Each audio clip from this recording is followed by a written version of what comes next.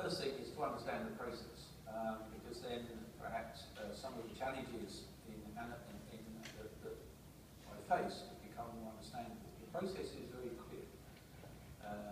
We have very strong documented governance principles within the company. They're contained within the shareholders agreement, they are contained within contracts held by members of the organisation, and certainly they're contained with my contract as the chairman and chief executive. So ultimately, if you look at the process, this decision did not even need to go to the board. This decision could have been one that I took, having consulted with Eric and Jonathan, and that's laid down during the process. And I could have just said, these are the drivers. That would have then been ratified formally at the board meeting, may not have even been discussed at the board meeting, and that board meeting would have, of course, involved shareholders. But how silly would that have been?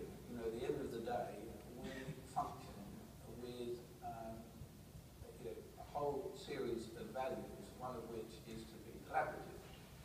And as the sort of sands shifted over the course of the season, it was very apparent that people had valid opinions, and it was very obvious that the place to voice those opinions was within the confines of a board meeting. But at the end of the day, what inevitable debate brings about is a range of issues that need to be addressed. And those issues subsequently have been addressed between Thursday and today.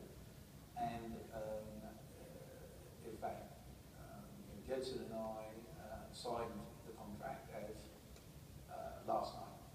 And Fernando and I signed the contract many, many weeks ago, much earlier than anyone could even imagine, but only as and when he was in a position to do so. So I think the thing is, these things get mixed as regards governance and process. If you actually look at the hurdles, I make no apologies for having the level of consideration that I gave ultimately to the decision. The reality was that we were faced with an end-of-season possibility, a remote possibility that we could overtake Ferrari in the constructors. I didn't want to destabilise the last two races.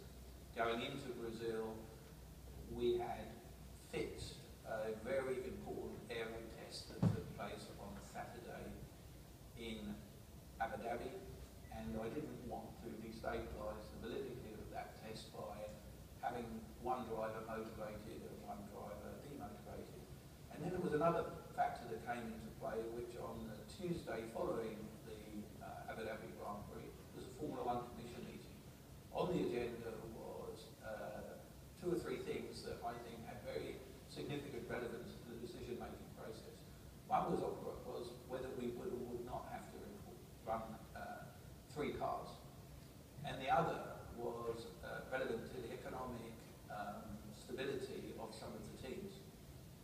And as is widely known now, there are certain teams, one of which is McLaren. There are three teams who have a contractual obligation to run three cars in the event that the grid world champion entry falls under 16 or 16 or less.